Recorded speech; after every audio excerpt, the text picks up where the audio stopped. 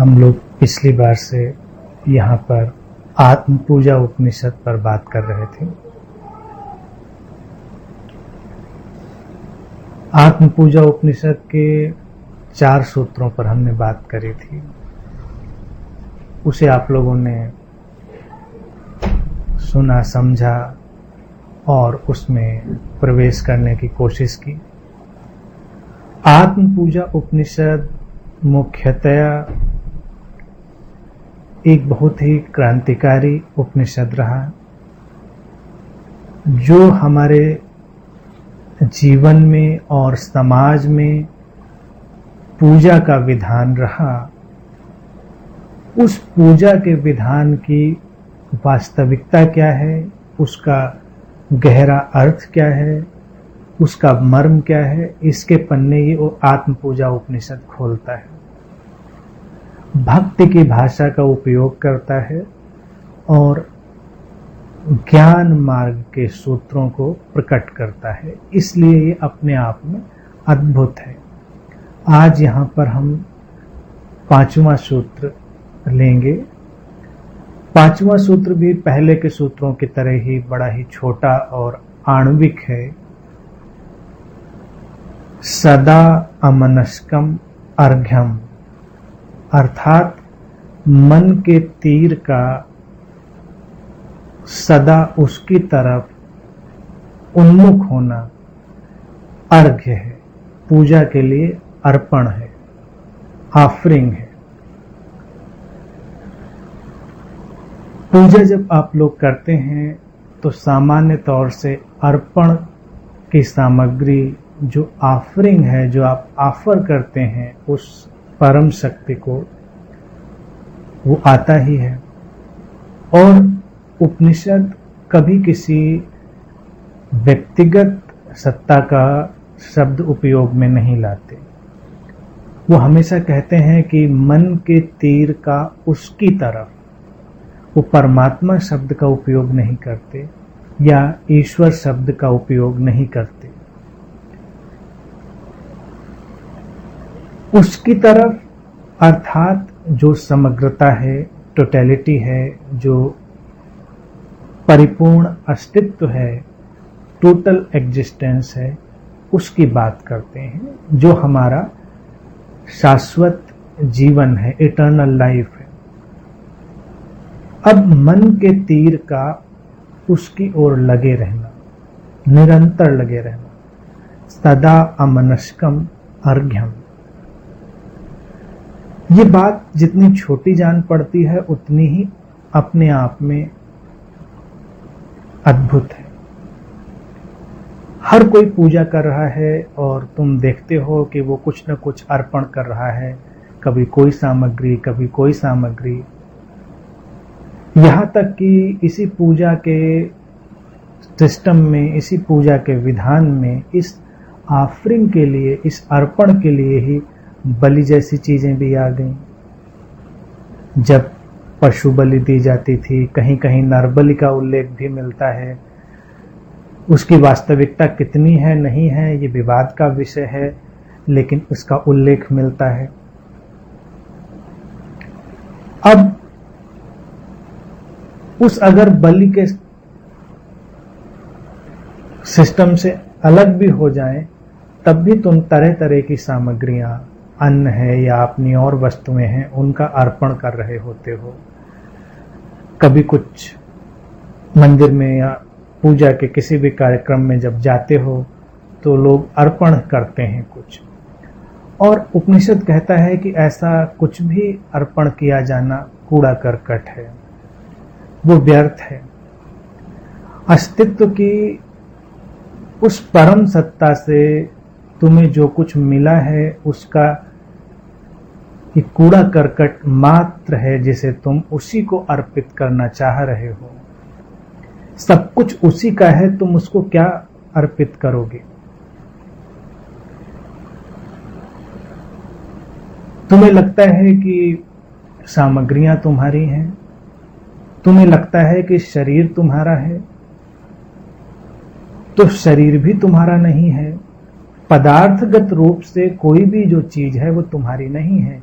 जैसे शरीर आता है तो उपनिषद का ऋषि कहता है कि 5 तत्वों की रहस्यमय प्रक्रिया से ये शरीर उठ खड़ा होता है और एक दिन अचानक उन्हीं तत्वों के बिखरने के साथ विदा हो जाता है। न तुम इसे लाए थे, न तुम इसके भेजने में उत्तरदायी हो। ये नियंत्रण अस्तित्व के हाथ में। फिर तुम्हें लगता है कि तुम आत्महत्या कर सकते हो, तब तो तुमने उसके समाप्त करने का निर्णय लिया, लेकिन ऐसा नहीं है, क्योंकि वो निर्णय भी तुम्हारा अपना नहीं होता है। जीवन और मृत्यु घट रहे हैं, न शरीर तुम्हारा है और चेतना तुम्हारी नहीं है, ये तो तुम जानते हो, इससे सहमत भी हो।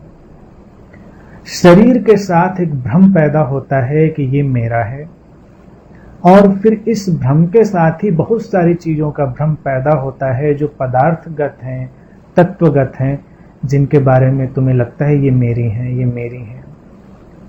फिर तुम उस परम अस्तित्व की जब पूजा करना चाहते हो तो उसी में से लगता है कि मैं कुछ अर्पण कर दूं,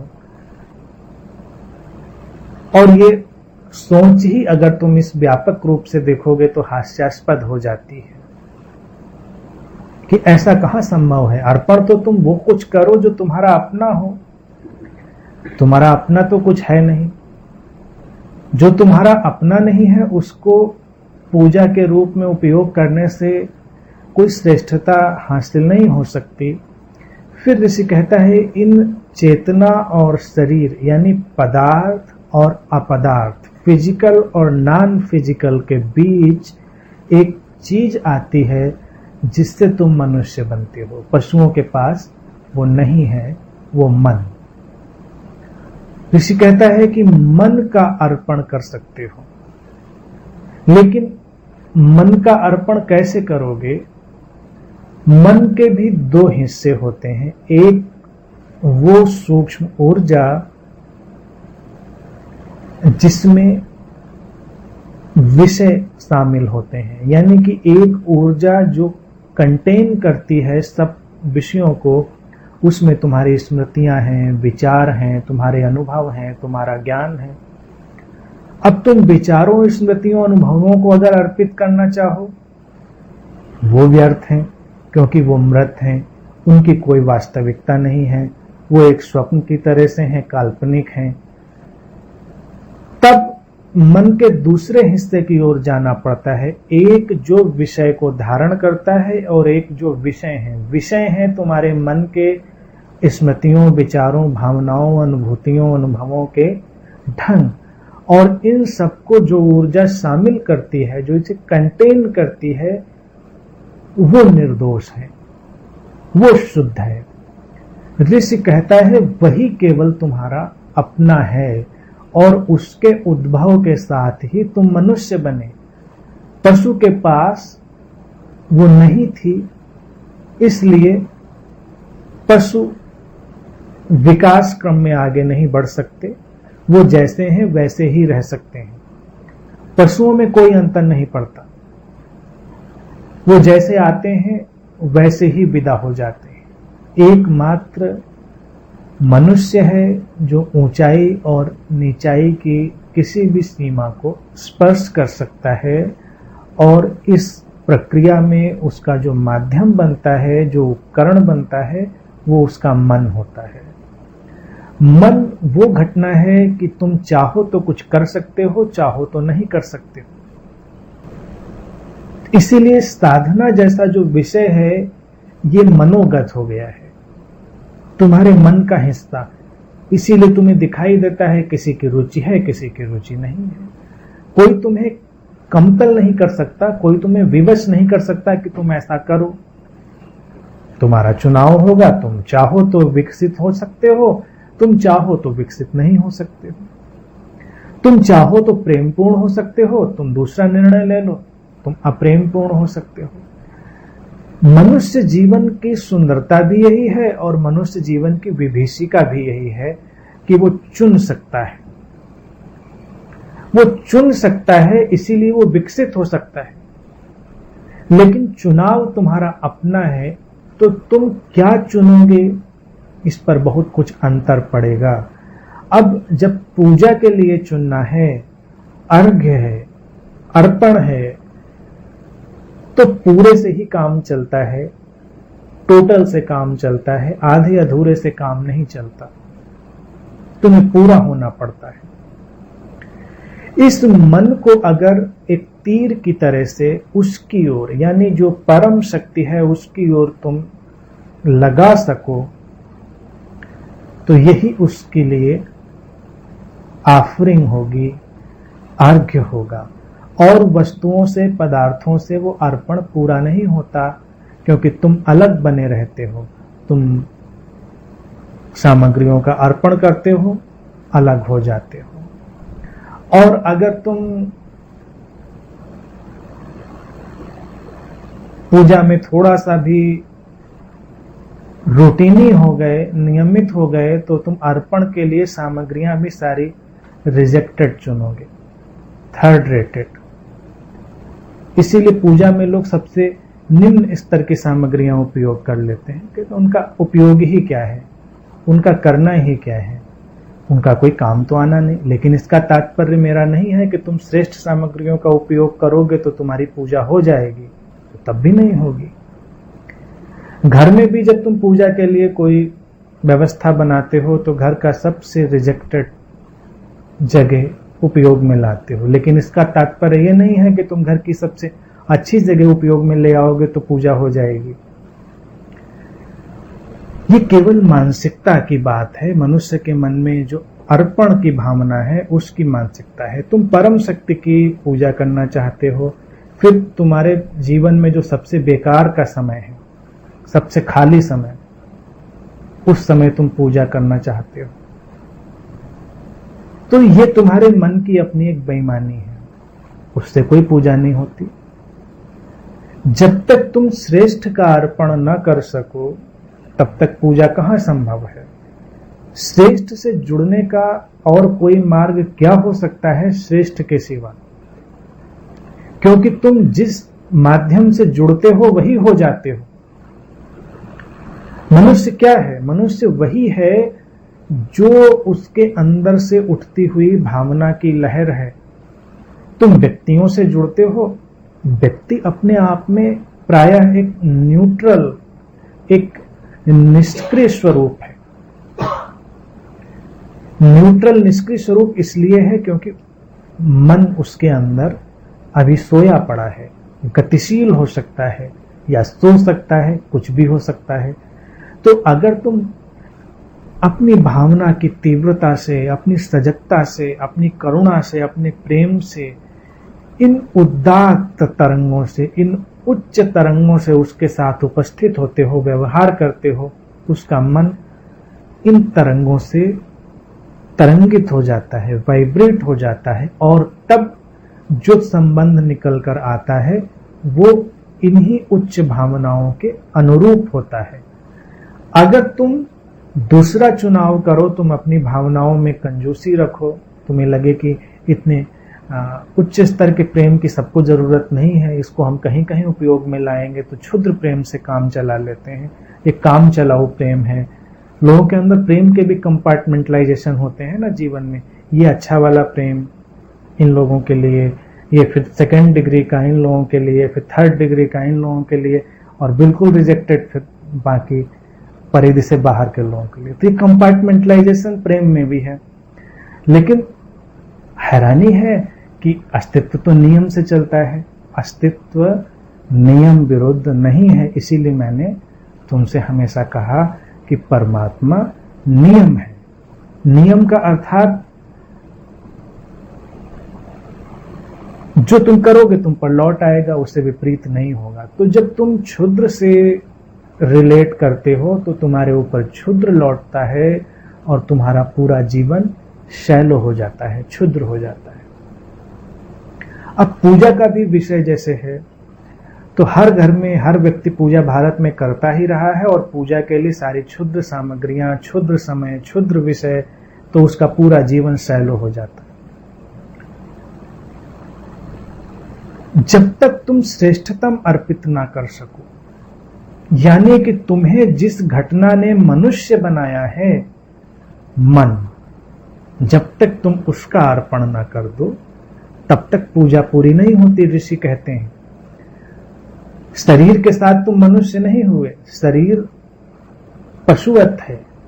शरीर के तल पर सब कुछ निश्चित है, तय है, कुछ भी मुश्किल नहीं है। शरीर अपनी जगह पर अपने ढंग से काम करता है। और चेतना दैवीय है, वो परमात्मा है, चैतन्य है, उसमें भी तुम कुछ नहीं कर सकते, वो तो है ही। कर जिसमें सकते हो वो तुम्हारा मन है। मन जिससे तुम बनते या बिगड़ते हो। तो इस मन की समग्रता, जब हम उस समग्रता को ले आते हैं तो उस समग्रता के साथ हमारा अर्पण पूरा होता है। अब चूंकि ऋषि इशारा कर देते हैं उसकी ओर, वो कह देते कि इस मूर्ति के आगे, इस परमात्मा के आगे, तो तुम जाकर बैठ जाते और किसी ऐसी एब्स्ट्रैक्ट चीज की कल्पना करते जो निकलकर उस मूर्ति में जा रही है। अर्पित कर देते तुम मन को। जैसे तुम परमात्मा को कहीं नहीं पकड़ सकते हो कि उसको मुट्ठी में बांध लो, उसको किसी आकार में बांध लो, ऐसे ही तुम मन को भी नहीं पकड़ सकते, उसको भी किसी आकार में बांधा नहीं जा सकता। जैसे तुमसे पूछा जाए कि तुम्हारा मन क्या है, कैसा है, उसका स्वरूप क्या है, तो तुम अवाक खड़े रह जाओगे, कुछ भी नहीं कह पाओगे, क्योंकि मन भी उसी परम सत्ता से निकली हुई घटना है, लेकिन शरीर और चेतना के बीच में ठहरी है। उससे ही सब कुछ तय होता है। अगर वो अपारदर्शी हो जाए तो तुम उस पार का चैतन्य देखने में असमर्थ हो जाते हो। वो पारदर्शी हो जाए तो उस पार का चैतन्य दिखाई देने लगता है। हर जगह तुम्हारा मन ही आड़े आता है। अब मन के बारे में जैसा मैंने कहा, मन को केवल स्मृतियां, विचार वगैरह वगैरह ना समझें, क्योंकि वो तो एक घटनाक्रम है, वो आता है जाता है। तुम पुराने विचारों की जगह नए विचार डाल सकते हो, तुम स्मृतियों को इधर उधर कर सकते हो, संकल्प का थोड़ा उपयोग करोगे, तुम अपने मन के सारे कंटेंट को वाइप कर सकते हो, पहुंच सकते हो। या तुम्हारे शरीर पर कोई चोट ही क्यों न लग जाए तुम्हारे मस्तिष्क में, और तुम्हारी सारी स्मृति पूछ जाएगी। कोई तंतु मस्तिष्क का हिल जाए और स्मृति साफ हो जाती है। बहुत बड़े बड़े विद्वान, दार्शनिक ऐसे हुए हैं जिनका मस्तिष्क बहुत सक्रिय रहा और अचानक एक दिन उनके मस्तिष्क की कोशिकाओं में कोई धक्का लगा और सारी स्मृति उनकी साफ हो गई।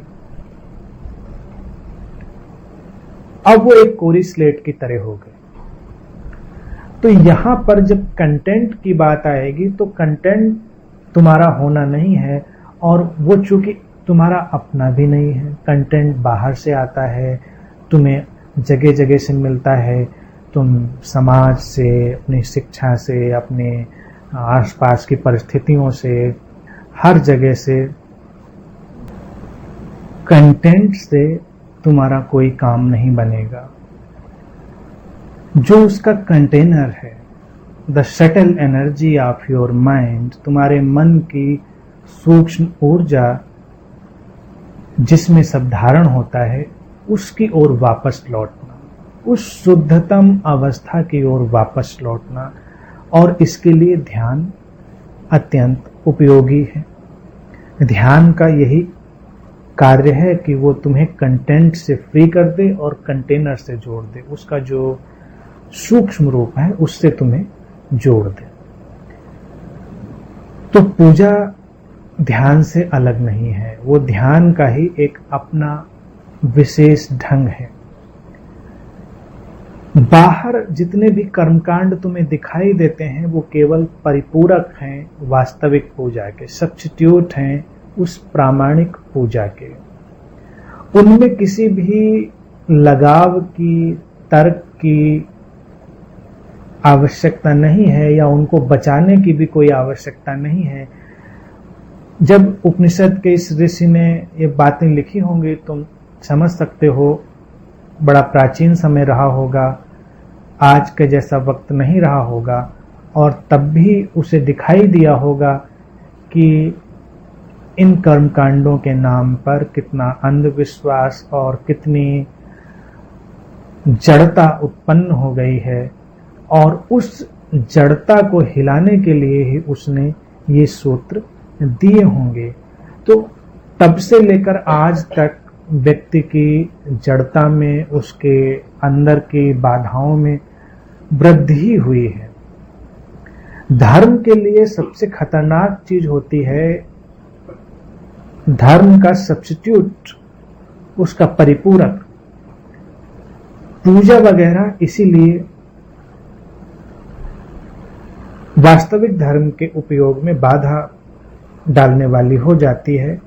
और उपनिषद के अगर इन सूत्रों को समझें तो हम वास्तविक पूजा कर सकते हैं, उसके मर्म को जान सकते हैं।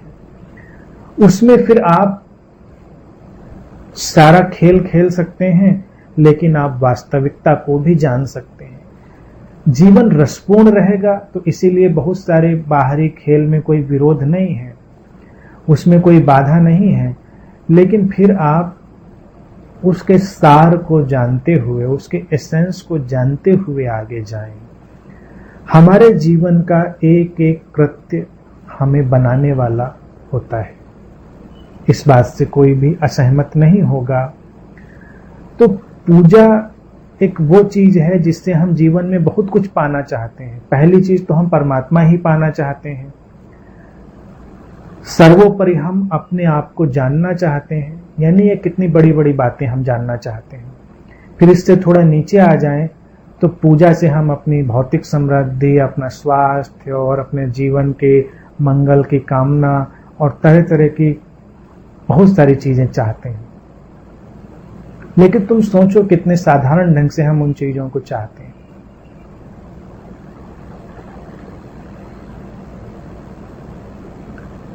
जीवन तुम्हारी प्रतिध्वनि है, जीवन कहीं बाहर से नहीं आता, तुम्हारी अपनी ही तरंगों और भावदशाओं का अस्तित्व में प्रतिध्वनित हो जाना, इको कर जाना जीवन है। तो कुछ भी जीवन में जो तुम्हारे हो रहा हो, तुम ये समझना इसका मैं ही उत्तरदायी हूं, कोई भी और कुछ भी अन्य नहीं है। चेतन या अचेतन रूप से, जाने या अनजाने, मैंने ही ये तरंगें फेंकी होंगी जो अब हम पर लौट कर आ रही हैं। इन तरंगों को फेंकने का जो यंत्र है वो मन है। अगर इसे तुम शुद्ध रख सको तो तुम्हारी तरंगें दिव्यता के साथ जाएंगी और दिव्यता को प्रतिध्वनित करेंगी। अगर ये मन का यंत्र शुद्ध नहीं रह पाया तो मिलावट के साथ तरंगें जाएंगी और मिलावट के साथ प्रतिध्वनित होंगी। अब कैसे जानोगे तुम कि ये तुम्हारा जो मन का यंत्र है ये शुद्ध हो रहा है? दूसरा विषय ये है, जैसे ही मन का यंत्र, उसकी सूक्ष्म ऊर्जा शुद्ध होती है, तुम वर्तमान में ठहर जाते हो।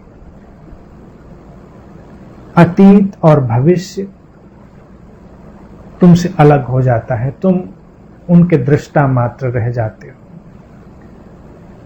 या दूसरे अर्थों में कहें तुम समयातीत हो जाते हो, बियॉन्ड टाइम। वर्तमान समयातीत अवस्था है, बियॉन्ड टाइम। इसीलिए कभी कभी ध्यान में तुम्हारा मन शुद्ध होता है और तुम्हें समय का बोध नहीं रहता। तुम घंटे भर भी बैठे रह सकते हो और तुम्हें लगता है अभी कुछ क्षण ही तो बैठे थे।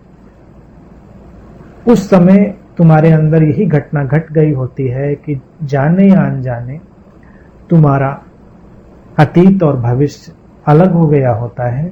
तुम वर्तमान की ऊर्जा से जुड़ जाते हो और समय अतीत हो जाते हो। अतीत के अनुभवों में अच्छे या बुरे कैसे भी रहे हों, मन का एक ही काम है, विचरण करता रहे, सामान्य प्रक्रिया। और जिसे तुम भविष्य जानते हो वो अतीत के ही अच्छे या बुरे अनुभवों का प्रक्षेपण है। भविष्य, तुम कोई भी ऐसा भविष्य कल्पित नहीं कर सकते जो तुम्हारे अनुभव में ना रहा हो। अतीत में अच्छा रहा है तो तुम अच्छे की कल्पना करते हो, या अच्छे की ही बहुत अच्छे की कल्पना करते हो। अतीत में कुछ दुखद रहा है तो तुम ये कामना करते हो ऐसा दुखद ना हो, या उससे विपरीत की। यानी कि अतीत के अनुभव क्रम से विपरीत भविष्य नहीं है, तो भविष्य भी सेकेंडरी हो गया। यानी कि भविष्य कोई फ्रेश चीज नहीं रह गई। अब अगर वो इतनी फ्रेश चीज नहीं रह गई तुम्हारे मन के तल पर, तो उसकी दिव्यता ही समाप्त हो गई। यानी कि भविष्य पुनरावृत्ति हो गई। जो अतीत था कल को वही भविष्य भी हो जाएगा। वर्तमान में ही तुम अतीत और भविष्य से मुक्त होते हो, और तब भविष्य तरोताजा होता है, फ्रेश होता है, कुछ नया घटता है। भारत में जन्म मृत्यु के क्रम से मुक्त होने की बात कही गई तो वो कोई निराशा की बात नहीं थी। जैसे किसी के जीवन में बहुत कष्ट आ जाए, मुक्ति की बात करता है। वृद्ध हो जाए, बीमार होने लगे, जुकाम खांसी हो जाए तो मुक्त होने की बात करता है। 4 दिन बुखार आ जाए तो मुक्त होने की बात करता है। कोई भी समस्या आ जाए तुम्हारे जीवन में, फिर तुम कहते हो नहीं अब इस जन्म मरण के चक्र में नहीं आऊंगा, अब दोबारा शरीर नहीं लूंगा। फिर तुम स्वस्थ हो जाओ, फिर सुख आ जाए, फिर तुम्हें अच्छा लगने लगे, फिर तुम मुक्त होने के बारे में नहीं सोचोगे। तो आम तौर से मुक्ति की जो धारणा है भारत में, वो पलायन की धारणा बन गई कि जीवन में समस्याएं, इसीलिए सारे वृद्ध लोग मुक्ति कामना करते पाए जाते हैं, क्योंकि वृद्धावस्था पीड़ित करती है, परेशान करती है, शारीरिक मानसिक भावनात्मक तरह तरह के कष्ट आ जाते हैं।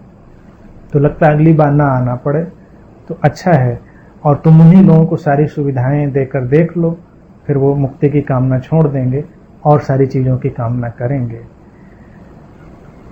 लेकिन इस मुक्ति का वास्तविक अर्थ क्या रखा ऋषियों ने? उन्होंने कहा कि जन्म मरण का चक्र यानी अतीत और भविष्य के चक्र को हम तोड़ते हैं।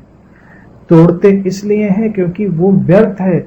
जिसे हम भविष्य मानते हैं वो अतीत की ही पुनरावृत्ति है, और पुनरावृत्ति में बार बार आना कोई बुद्धिमत्ता नहीं है। मन की शक्ति का सदुपयोग तभी है जब पुनरावृत्ति को तोड़कर किसी नए घटनाक्रम का सूत्रपात हम कर सकें। उसी को हमने मोक्ष कहा। वो कोई वायवी एब्स्ट्रैक्ट मुक्ति नहीं है, वो अभी इसी जीवन में इसी क्षण घट जाती है। संबुद्ध व्यक्ति उसी में रहता है। इसीलिए आम व्यक्ति के जीवन में तुम कोई बड़ा क्वालिटेटिव ट्रांसफॉर्मेशन नहीं देखोगे, क्योंकि वो पुनरावृत्ति है। इसीलिए स्मृतियां धुंधली पड़ जाती हैं, तुम्हें ज्यादा दूर तक स्मृति नहीं रहती। अब संबुद्ध लोगों को तुम देखो, उनके साथ जन जन की कालजयी घटनाएं चली आती हैं। तुम कृष्ण और बुद्ध और जीसस ऐसे संबुद्ध सद्गुरुओं के इतने समय के पार भी उनकी स्मृति को अपने साथ रख पाते हो, और हमारी स्मृति तो थोड़ी देर में ही धुंधली पड़ जाती है, क्योंकि तुम्हारे पिताजी का जीवन, तुम्हारी माता का जीवन और उनकी माता, उनके पिता का, उनकी माता और उनके पिता का, और तुम्हारा जीवन, इसमें केवल क्वालिटेटिव चेंज की कोई बात तो दिखाई देती नहीं, केवल ऊपरी फैब्रिकेशन अंतर। तुम अलग भाषा बोलते थे, शिक्षा तुमने अलग ली थी, तुम कपड़े अलग पहनते थे, तुम अलग शहर में रहते थे, कोई वाहन से चलता था नहीं चलता था, सुविधाएं अलग थी, पैकिंग अलग थी, लेकिन उस पैकिंग के अंदर जो कुछ था, वो सुख दुख, वो भावनाएं, वो ईर्ष्या, वो प्रेम, वो शत्रुता, वो मित्रता, वो सब कुछ एक ही जैसा था, उसमें कोई अंतर नहीं था। वही अतीत में विचरण, वही भविष्य की कामना, वही पुनरावृत्ति। इस पुनरावृत्ति को जो बार बार करता चला जाता है, ऋषि कहते हैं वही जड़ता है, और उसको जो तोड़ता है वही अपने मन को अर्पित करता है, और तभी तुम्हारा मन वर्तमान में ठहर जाता है। वर्तमान एक मुक्त अवस्था है, समय अतीत। इसमें एक घटना और समझें, जब तुम वर्तमान में आते हो तो अस्तित्व तुम्हें अलग ढंग से रिस्पॉन्स करता है। अभी तो कई बार तुम्हें पता ही नहीं चलता है कि अस्तित्व मेरे साथ संवाद करता है या नहीं, हैरानी होती है तुमको। इसीलिए व्यक्ति कई बार अपने को बड़ा दीनहीन अनुभव करता है। जैसे पश्चिम में बहुत सारे विचारक रहे, उन्होंने कल्पना करी कि मैन इज द आउटसाइडर, यानी कि मनुष्य एक बाहरी व्यक्ति है, इस संसार में कहीं से भटक कर आ गया है। किसी विचारक ने कल्पना की मनुष्य ऐसी घटना है जैसे कहीं से उठाकर इस जीवन में फेंक दिया गया है, पर्पजलेस। अब ये चीजें विषाद पैदा करने वाली हैं, इसलिए उस दर्शन में स्वाभाविक रूप से निराशा और विषाद आई और बहुत सारे दार्शनिकों ने आत्महत्या भी कर ली और बहुत सारे दार्शनिक विक्षिप्त भी हो गए। इस सोच के साथ और कुछ हो भी नहीं सकता। भारत के ऋषि ऐसा नहीं सोचते। वो कहते हैं जीवन ऐसा नहीं है, अलग थलग आउटसाइडर तुम तब अनुभव करते हो जब जीवन से जुड़े नहीं हो और जीवन तुमसे संवाद नहीं कर रहा है। संवाद तब नहीं करेगा जब पुनरावृत्ति हो रही होगी। जैसे एक सीडी में तुम कुछ रिकॉर्ड कर लो, उसे प्लेयर में प्ले करो, तो तुम्हें कुछ बार के बाद तुम्हें कहाँ एक संवेदना का अनुभव होगा। पहली बार अच्छा लगेगा, दूसरी बार कम, तीसरी बार और कम, 8वीं 10वीं बार अगर तुम्हें दिखा दी जाएगी तो तुम उस सीडी को तोड़ने पे उतारू हो जाओगे। तो पुनरावृत्ति हो रही है और उसमें कोई सृजनात्मकता नहीं है। एक सद्गुरु तुम्हारे साथ बैठकर बोल रहा है, ऊपरी तौर से वो भी सीडी जैसा ही जान पड़ता है, फिर बैठता है, फिर ऑन होता है, फिर बोलता है, लेकिन वो जीवंत है, नए नए ढंग से तुम्हें प्रतिसंवेदित करता है, रिस्पॉन्स करता है, नया आता है तो जीवन आता है। उस जीवन से तुम्हें एक जोड़ का अनुभव होता है, you feel the sense of belongingness, और उस जोड़ में ही तुम ऊपर उठ जाते हो। तुम्हें अपने अंदर एक शक्ति का, एक जुड़ाव का अनुभव होता है। कहते हैं कि जब गौतम बुद्ध को बुद्धत्व की उपलब्धि हुई, देवताओं ने पुष्प वर्षा की, देवता नमन करने आए, वृक्षों पर फूल खिल गए, नदियों में पानी बढ़ गया, चारों तरफ प्रकृति में एक उत्सव चल निकला। ये काव्यात्मक प्रतीक है। काव्यात्मक प्रतीक ये है कि जब एक व्यक्ति मुक्त होता है, उसकी चेतना पुनरावृत्ति से हटकर शाश्वत जीवन में स्थित होती है, तो वही समृद्ध नहीं होता है, उसके साथ पूरा अस्तित्व भी समृद्ध हो जाता है। इसीलिए ये बढ़ता हुआ जीवन है, विकसित होता हुआ जीवन है, अस्तित्व समृद्ध। और उस लहर से जब अस्तित्व में रिस्पॉन्स हुआ तो नियमतः स्वतः सिद्ध बात है कि अस्तित्व से जो लहर उठेगी उसका रिस्पॉन्स तुम तक आएगा। ध्यानी का अर्थ यही है कि तुमसे लहर उठे, अस्तित्व को स्पंदित करे, अस्तित्व से लहर उठे, तुमको स्पंदित करे। और जब तुम्हें इस साहचर्य का, इस एसोसिएशन का, इस बिलोंगिंगनेस का एहसास होगा, तुम कभी भी अलग थलग अकेले अनुभव नहीं करोगे। तुम्हें लगेगा कि तुम अस्तित्व के साथ ही आगे बढ़ रहे हो, पूरा अस्तित्व तुम्हारे साथ चल रहा है। जब तक ये नहीं होगा, पुनरावृत्ति है। आंख बंद करोगे तुम, अतीत में भटक जाओगे, थोड़ा और समेटोगे, भविष्य में भटक जाओगे। और दोनों चीजें फ्रेश नहीं है, ताजी नहीं है, उनमें कोई नवीनता नहीं है। इसीलिए मन को अर्पण करने का तात्पर्य यही है, अतीत और भविष्य की पुनरावृत्ति से मुक्त हो जाना और वर्तमान में स्थित हो जाना। ये कोई विचार नहीं है, ये अनुभूति है। ऐसा नहीं कि मैं वर्तमान में हूं, मैं वर्तमान में हूं, मैं भविष्य के बारे में नहीं सोचता, मैं अतीत के बारे में नहीं सोचता, कहकर वर्तमान में हो जाओगे। ये कोई भाषा का विषय नहीं है, ये अनुभूति का विषय है।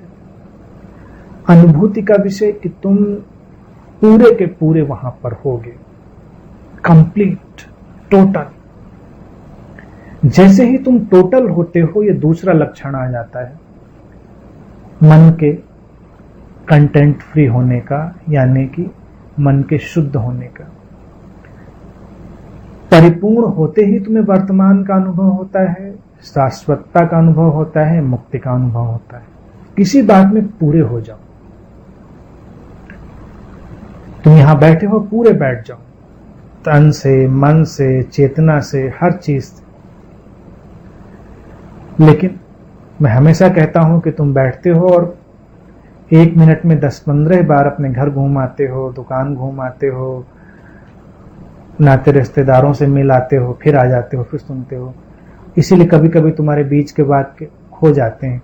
अब चूंकि मैंने मना कर रखा है तुमसे कि बीच में मत बोलना, तुम संयम के साथ, संकल्प के साथ नहीं बोलते हो। और कई मित्रों के अंदर मैं चलता हुआ देखता हूं, जब भीड़ में मुझे सुन रहे होते हैं तो पूछना चाहते हैं, इसके पहले क्या कहा था, जरा उसको फिर से रिपीट कर दीजिए। तुम ये इसलिए चाहते हो क्योंकि तुम चूक गए थे, तुम्हें सुनाई नहीं दिया, तब तक तुम कहीं और भटक रहे थे। तुम टोटलिटी से अगर उपस्थित भी हो सको, सुन भी सको, तो तुम्हारा मन अर्पित हो जाता है। भारत में इसी प्रयोग को दिखाने के लिए एक बड़ा ही साहसी कदम उठाया गया। वो दुनिया के किसी भी धर्म ने उठाने का साहस नहीं किया। जीसस ने कोशिश करी, लेकिन वो उधेड़-बुन में पड़ गए, तो पूरी क्रिश्चियनिटी परमात्मा और शैतान के द्वैत में उलझ कर रह गई। और ईसाईयत में किसी के पास इस बात का जवाब नहीं कि फिर शैतान कहाँ से आया, उसका क्या करेंगे। परमात्मा है तो शैतान भी है, अब शैतान का क्या करोगे। और अगर वो है तो फिर उससे दोस्ती भी बनाकर रखनी पड़ेगी। अगर वो नहीं है तब तो कोई बात नहीं, उसे छोड़ सकते हैं। और अगर परमात्मा भी है, शैतान भी है, तो कौन जाने कब कौन शक्तिशाली हो जाए। आज के जमाने में कोई भरोसा नहीं, तो तुमको दोनों से बना के रखनी पड़ती है।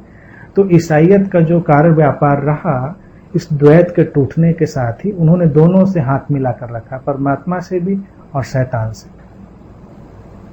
उनके कृत्य और उनकी सारी स्थितियां इससे प्रभावित होती रही। भारत में हमने दूसरी चीज चुनी। भारत में हमने दिखाया कि राम है, रावण है, कृष्ण है, कंस है। यहाँ प्रहलाद जैसा भक्त है और हिरण्यकश्यप जैसा नास्तिक है। प्रहलाद की विशेषता क्या देखते हो? उसका मन परिपूर्ण रूप से परमात्मा में लगा है, हरिमय है। और हरि शब्द भी जो आया, देखो वो भी कितना सुंदर आया। ये सब भारत की अद्भुत देन है ऋषियों की, जो तुम्हें हर ले। हरि वो है जब वो प्रकटे तब तुम्हारा हरण हो जाए, तुम मिट जाओ। यानी कि जब हरि का आगमन, तुम्हारे मन का विसर्जन, वही हरि है। हरि आ गया और तुम अभी भी हो तो वो हरि नहीं होगा।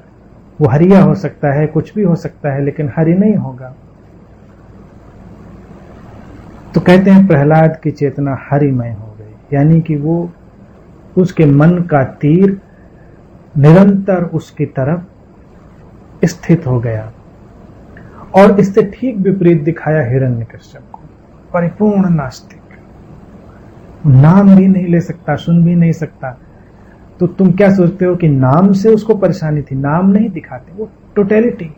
और फिर तुम देखते हो ये भारतीय दर्शन की एक बहुत ही रहस्यमय समझ है कि वो कहता है कि हिरण्यकश्यप भी मुक्त हो जाता है, उसके लिए भी परमात्मा का अवतरण होता है और वो भी मुक्त होता है। किसी और को मारने के लिए परमात्मा कहाँ आते हैं?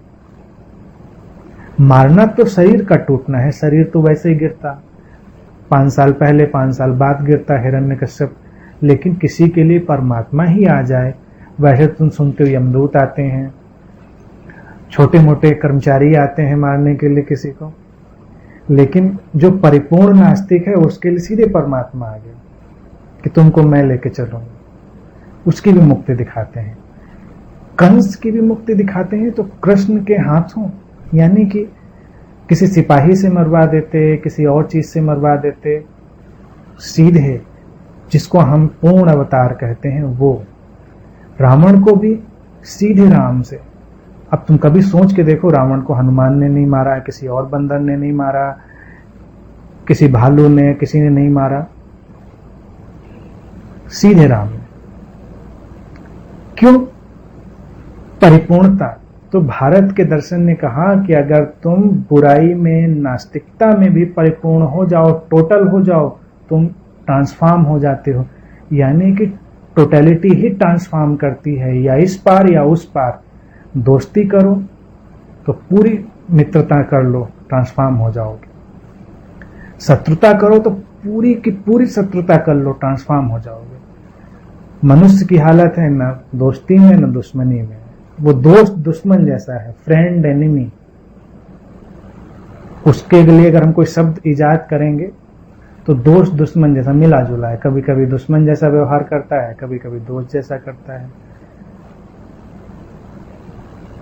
परिपूर्ण नहीं है। भारतीय दर्शन कहता है परिपूर्णता लाओ किसी भी चीज में। हां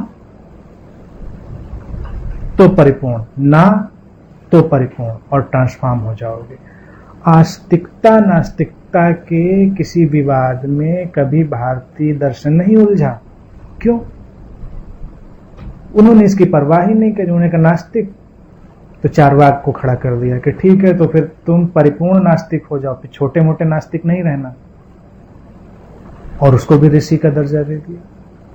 आस्तिक तो पूरे हो जाना। अभी क्या है कि आस्तिक के पीछे नास्तिक खड़ा रहता है, नास्तिक के पीछे आस्तिक खड़ा रहता है। साधना पूरी क्यों नहीं होती? क्योंकि साधना के पीछे संशय खड़ा रहता है। तुम्हारे हर कदम के पीछे संशय खड़ा रहता है। तुम कोई भी काम ऐसा कर सको जो संशय रहित हो, मुक्त हो जाओगे, रूपांतरित हो जाओगे, तुम्हारा मन शुद्ध हो जाएगा। इसीलिए तुम देखो कि ऊपरी तौर से कुछ भी तय नहीं किया जा सकता, अच्छा क्या है बुरा क्या है। महाभारत जैसा युद्ध हम कृष्ण के हाथों दिखा देते हैं। एक संबुद्ध सद्गुरु के माध्यम से हिंसा का इतना तांडव दिखा देते हैं।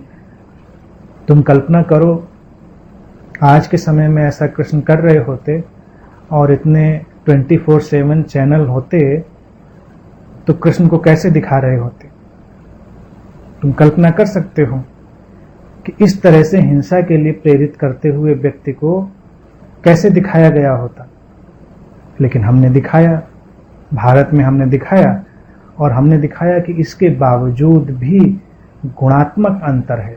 कृत्य महत्वपूर्ण नहीं है, कृत्य की परिपूर्णता देखो। कृष्ण जब खड़े हैं वहां पर तो परिपूर्ण रूप से मित्रता और शत्रुता के बीच की सारी परिपूर्णता को अपने अंदर समेटे हुए वो रूपांतरित कर देती। उलट इसी भारत में हम महावीर को लेकर आए जो चींटी पर भी पैर नहीं रख सकते हैं। वो जमीन पर चलते भी हैं तो बहुत आहिस्ते से संभाल कर, भोजन भी नहीं करते हैं। कहते हैं कि 12 वर्ष के अपने ज्ञान प्राप्ति के जीवन काल में उन्होंने मुश्किल से 3 महीने भोजन किया होगा, वो भी विवस्था में, क्योंकि उनको लगता है भोजन भी हिंसा है। तो उसके उलट महावीर हैं जिनका जीवन इस तरह का है। चाहिए परिपूर्णता। मन जब परिपूर्ण हो जाता है, विसर्जित हो जाता है, मुक्ति आ जाती है, और तब तुम अकेले और अलग थलग नहीं रहते, तुम अस्तित्व से जुड़ जाते हो। अस्तित्व तुम्हारे साथ समृद्ध होता है, तुम उसके साथ विकसित होते हो। इसीलिए भारत में एक और चीज हमने रखी, हमने कोई परमात्मा को स्थिर रूप नहीं दिया कि वो कहीं ऊपर बैठा है और दुनिया बना के चला दी उसने। बाहर के धर्मों ने इस गुत्थी को सुलझाने की कोशिश करी और उलझ गए। उनको लगा कि परमात्मा ने 6 दिन में दुनिया बना दी और 7वें दिन आराम किया, उसके बाद दुनिया चल रही। तो तुम सोचो कि ये अपडेट कैसे करता परमात्मा आज के टाइम में, और तब से लेकर आज तक कितने अपडेशन की जरूरत थी। और फिर वो बूढ़ा भी हो गया होता। एक बार बनाने के बाद गुत्थी उलझ जाती, इसीलिए जब उस पर लोग तर्क वितर्क करना शुरू करते हैं तो बात उलझती चली जाती है कि फिर ऐसा क्यों नहीं बनाया, फिर वैसा क्यों नहीं बनाया, फिर पूरा ही क्यों नहीं बना दिया, ये बुराई क्यों बनाई, अच्छाई क्यों बनाई, उलझती चली जाती बात। भारत में ऐसा नहीं कहते। भारत में हमने उसके लिए एक शब्द दिया, ब्रह्म। ब्रह्म शब्द का अर्थ किया हमने जो सतत विस्तार में है, that which is continuously expanding, यानी कि तुम्हारे मन के विकास के साथ, तुम्हारी चेतना के विकास के साथ वो भी विकसित हो रहा है। वो स्टैटिक नहीं है। अगर वो स्थिर है तो तुम्हारी संभावनाएं खत्म हो जाती हैं, और अगर वो विकासमान है तो तुम्हारे विकास की अनंत असीमित संभावनाएं खुल जाती हैं। अब तुम देखो कितना आश्चर्यजनक होता है। एवरेस्ट, अभी एक भारत की किशोरी, टीनेजर लड़की, बच्ची एवरेस्ट पे चढ़ गई। आज से बरसों बरसों पहले अगर तुम इतिहास पे दृष्टि डालोगे, एवरेस्ट तो इतना ही ऊंचा था, या इससे नीचा था पहले, या अब नीचा हो गया है। एवरेस्ट इतना ही ऊंचा था। और बरसों पहले जब एवरेस्ट पे चढ़ने के अभियान शुरू हुए तो सैकड़ों लोग मारे गए, कोई चढ़ नहीं पाता था, लोग खो जाते थे। अब क्या कोई सड़क बन गई है सीधी? मुझे जानकारी नहीं है। पहले जैसा दुर्गम अभी भी है। और कहते हैं कि फिर एक दिन एडमंड हिलेरी उस पर चढ़ गया बड़े संघर्षों के बाद, और जिस दिन वो चढ़ा उस दिन मनुष्य की चेतना एवरेस्ट पे चढ़ने के लिए विकसित हो गई। और उसी दिन ये तय हो गया था कि आज एडमंड हिलेरी चढ़ा है, कल इस पर महिलाएं चढ़ेंगी, कल युवा चढ़ेंगे, और एक दिन बच्चे भी चढ़ेंगे। और इतिहास गवाह है कि उसके बाद आज बच्चे भी चढ़ गए। जो ऊंचाई इतनी अगम्य जान पड़ती थी, आज बच्चे के लिए भी वो अगम्य नहीं रही, क्योंकि एक बार चेतना ने ऊंचाई ली और फिर वो ऊंचाई सहज होती चली जाएगी, सहज होती चली जाएगी। इसीलिए तुम्हें लगता है कि जब कोई यहां पर व्यक्ति संबुद्ध होता है तो क्या होता है?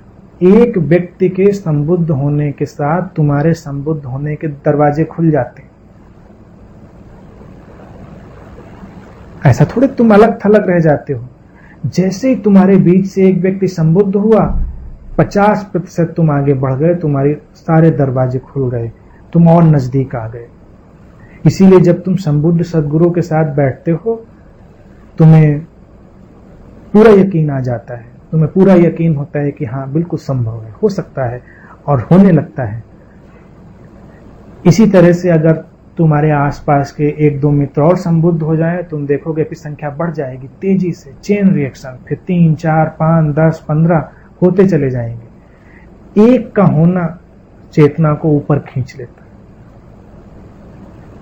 बस यही है, यही मन के तीर का उसकी ओर लगे रहना और उसको अर्पित कर देना। यही पूजा है कि तुम अपने मन के शुद्धतम सृजनात्मक रूप को अनुभव करके उसकी ओर उन्मुख हो सको, और रूपांतरण घट जाएगा।